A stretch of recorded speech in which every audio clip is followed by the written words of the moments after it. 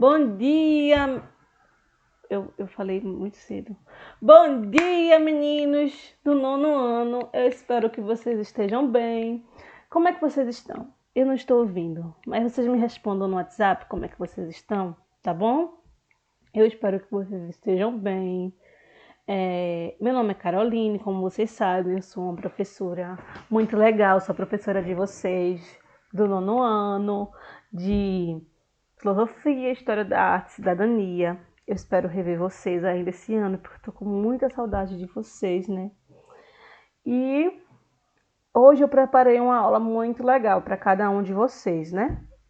Para cada um não, né? Para todo mundo, só que vocês vão assistir individualmente. Nossa aula de hoje vai ser sobre o Brasil no século XX, o movimento modernista. É muito legal, gente, esse assunto. A gente vai sair um pouco do nosso livro didático. Por quê? Porque a gente já terminou os conteúdos do nosso livro, não o livro todo. Nós já terminamos o conteúdo da terceira unidade. Falta apenas 2 capítulos para a gente trabalharmos. E eu espero que vocês já tenham feito as atividades e enviado, porque eu acredito que eu estou no sétimo, eu acredito que eu estou no 6º capítulo. Agora, se vocês estão lá no 3º, no 4º, no 5º, eu não tenho como ver, né? Então eu espero que vocês estejam me acompanhando e me enviando tudo direitinho para a gente estar no mesmo pique, né? Não? Bora lá. O século XX, como vocês sabem, eu sempre inicio com um contexto para depois iniciar com o movimento, né? Principalmente agora com vocês no nono ano. Porque o século XX, né, que foi onde a gente iniciou, lá com as vanguardas no começo do ano, a gente trabalhou expressionismo, cubismo, essas coisas, né?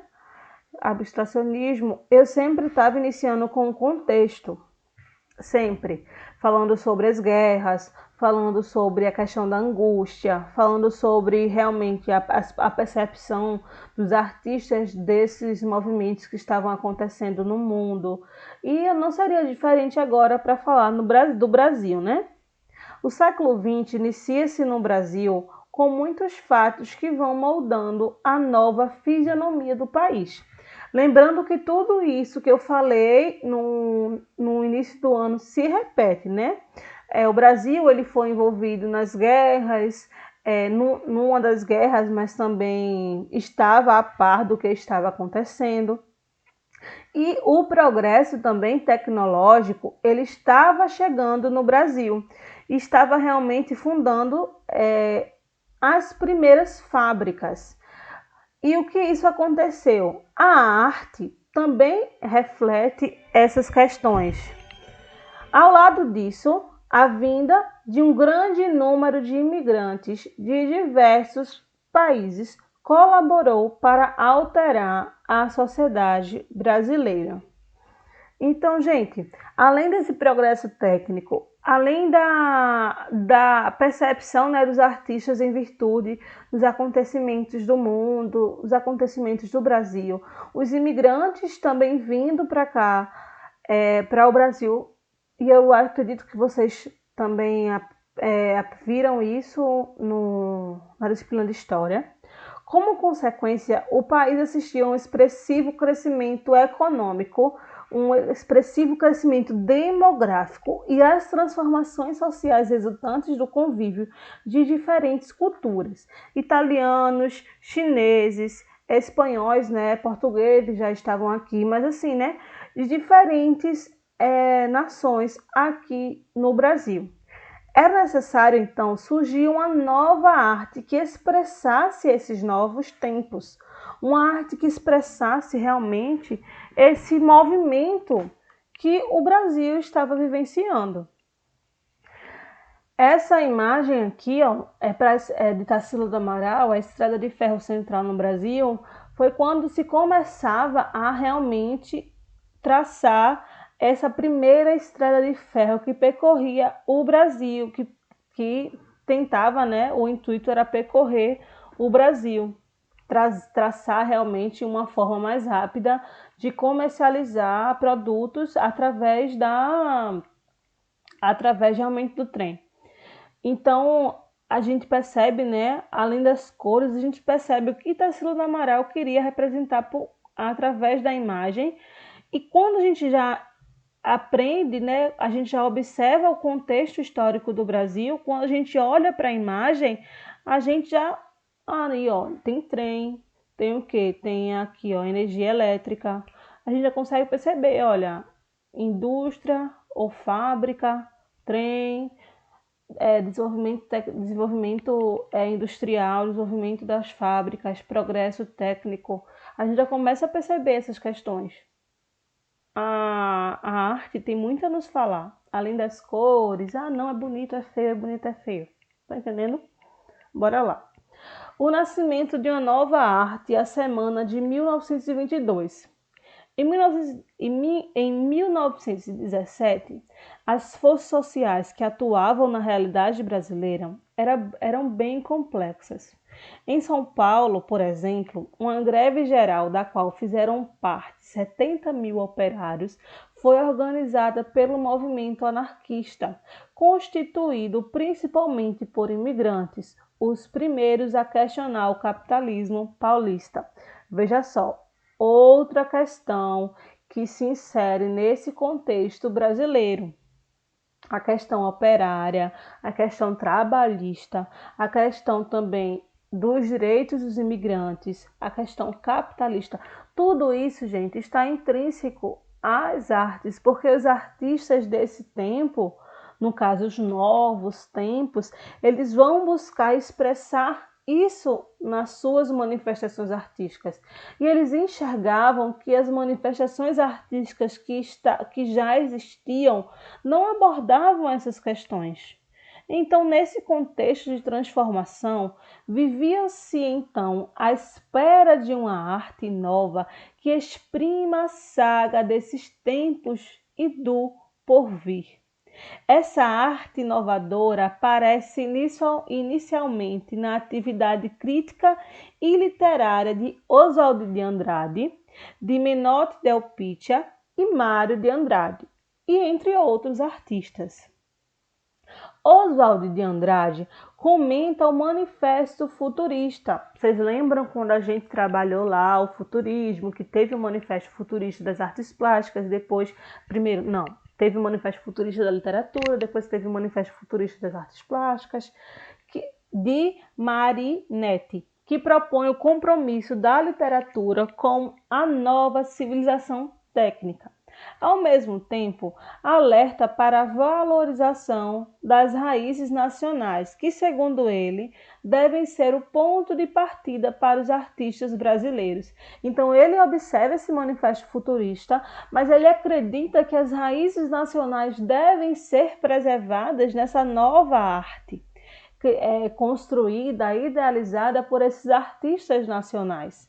Assim, cria movimentos como o Pau-Brasil, escreve para os jornais expondo ideias inovadoras e participa de grupos de artistas que começam a se unir em torno de uma nova proposta estética.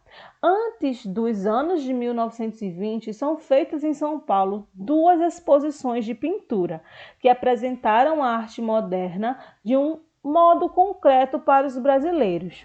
A de Lázaro Segall, em 1913, e a de Anita Malfatti, em 1917. A exposição de Anita Malfatti, essa aqui, ó, de 1917, provocou grande polêmica por conta dessa imagem aí, ó, o torso.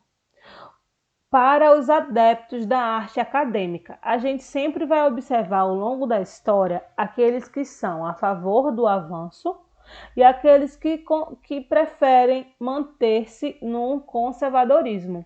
E não seria diferente nas artes. Entre estas obras estavam, por exemplo, o torso, que é esta aqui que eu trouxe para vocês. O desenho do corpo de um atleta de costas. A pintura destaca a impressão de força e movimento dos músculos. O corpo parece ganhar volume, embora esteja representado em uma superfície de 2 dimensões, largura e altura. Perceba só a tamanha proeza dessa artista. De fato, o torso é o destaque do desenho, uma vez que vemos apenas parte da cabeça e não vemos os pés. E as mãos fortes são apenas sugeridas, elas não são realmente traçadas, não são pintadas. São pintadas, mas não de forma detalhadas, né? Observem aí as mãos. Estão observando? Então, né? A reação mais forte contra essa exposição de Anita Malfatti veio com um artigo de Monteiro Lobato. Sim, Monteiro Lobato era um grande conservadorista das artes, para o jornal O Estado de São Paulo, intitulado A Propósito da Exposição Malfatti, publicado na seção Artes e Artistas da edição de 20 de dezembro de 1917.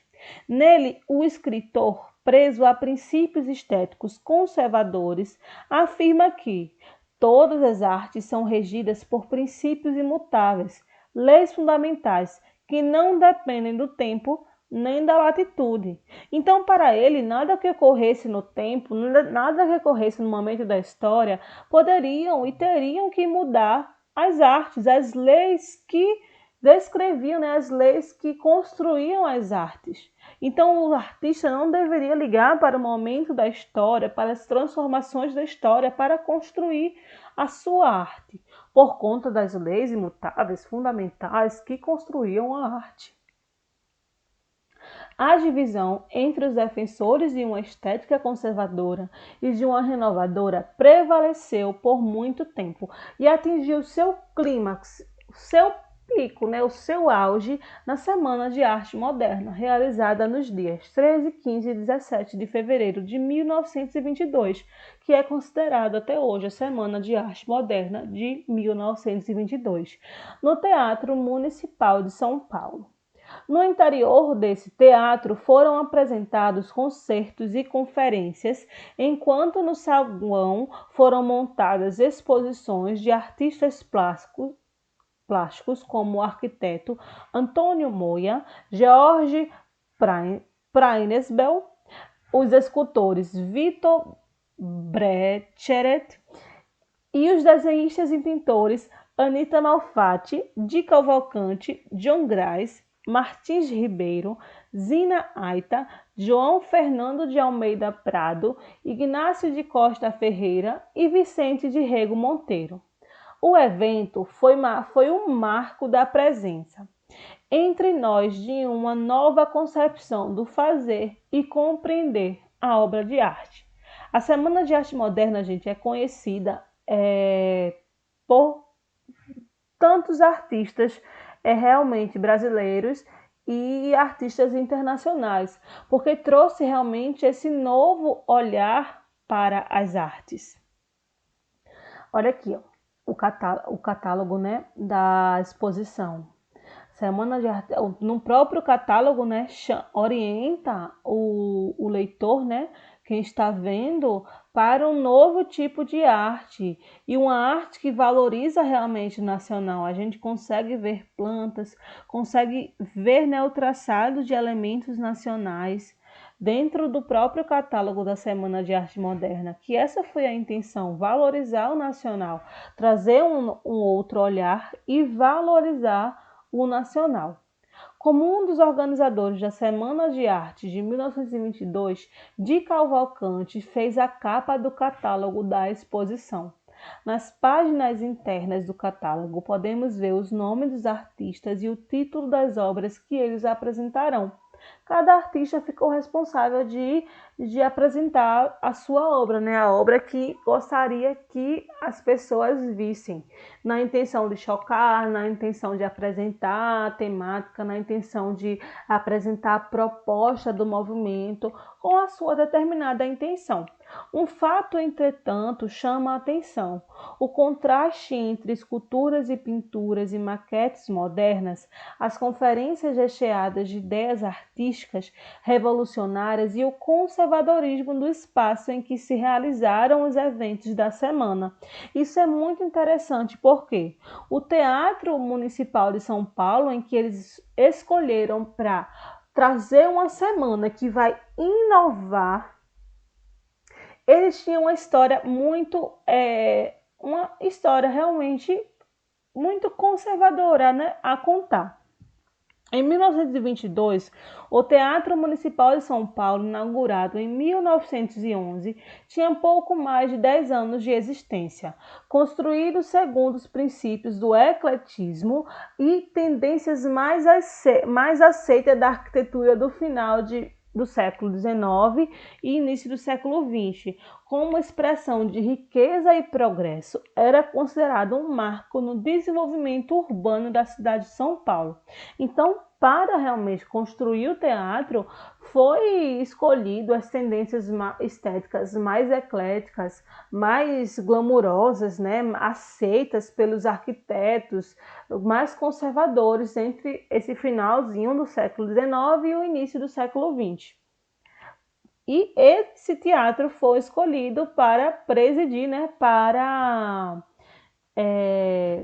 estar a Semana de Arte Moderna de 1922. Mas é preciso não esquecer que a característica fundamental do ecletismo era a fusão de elementos de diferentes tendências. No Teatro Municipal de São Paulo, houve o acréscimo de muitos elementos decorativos à arquitetura, o que produzia uma soma de linhas sóbrias e aspecto barroco, né? O que nada mais conservador do que o próprio barroco. Assim, o ecletismo da construção e o prestígio do... Eu não estou dizendo que o barroco é feio, tá bom? Para vocês não dizerem, a professora falou que o barroco é feio. Assim, o ecletismo da construção e o prestígio do Teatro Municipal sinalizavam a discordância entre o espaço, esse espaço, né, que traz esse ecletismo, que traz o barroco, traz essas linhas mais sóbrias, e as novas tendências artísticas apresentadas nos eventos lá realizados. Portanto, não é de estranhar que a arte moderna não tenha sido bem aceita, pelo menos no primeiro momento, pelo público que foi ao Teatro Municipal durante aqueles dias de fevereiro de 1922, porque há de se esperar, né? Um evento lá no Teatro Municipal de São Paulo, parará, parará, parará, convidam-se lá os outros artistas que não estavam sendo apresentados, ou as pessoas mais glamourosas da cidade, ou até as outras pessoas interessadas por arte, né? Que gostam de julgar e tudo mais. Quando chega lá, não, vai ser um teatro municipal, bora todo mundo, vai ser chiquérrimo. Quando chega lá, as obras realmente construídas para trazer esse novo olhar, trazendo aquele nacional que não era abordado, trazendo aquelas cores, o verde, amarelo, o vermelho, o laranja, o azul, aquelas cores mais, sem ser essas linhas mais sóbrias, num teatro com aspectos barrocos no Teatro Municipal de São Paulo. Eu estou aqui com a imagem desse teatro aqui, ó. Olha só a imagem desse teatro. As pessoas chegavam lá, nada a ver, né? O lugar com o que está sendo mostrado e muitas vezes nem gostavam nem da obra. Mas a repercussão dessa Semana de Arte Moderna foi tão grande, gente. Foi tão grande, os artistas ficaram tão reconhecidos. Essas obras até hoje são tão comentadas, gente, que essas críticas foram tudo por água abaixo. E a gente vai comentar nas próximas aulas. Aqui está a imagem do teatro e aqui ó, tá um anúncio, né? Teatro Municipal, amanhã, 17 de fevereiro. É o último grande festival da Semana de Arte Moderna, com o concurso de Vila Lobos. No saguão do teatro, exposição de pinturas e esculturas. Preço da cadeira e os bilhetes à venda no Teatro Municipal. Então, gente, eu trouxe essas duas imagens. Aqui está a imagem do teatro, ele era enorme, dá para ver que ele tinha esse requinte, né? Esse aspecto mais conservador e tudo mais. Mas é muito bonito, né, não? Então, gente, até a próxima aula. Eu espero que vocês tenham gostado dessa aula. É muito legal falar sobre a Semana de Arte Moderna. É um dos assuntos que eu mais gosto. Tem a Semana de Arte Moderna, o Barroco. Eu gosto de falar sobre o Barroco. Eu gosto, vocês estão cansados de Barroco, né? Desde o ano passado trabalhando Barroco. Eu gosto de falar sobre Renascimento. São os assuntos, eu gosto de falar sobre a cultura clássica, sobre Grécia e Roma. E é muito legal mesmo. Tchau, gente. Até a próxima aula. Abraços.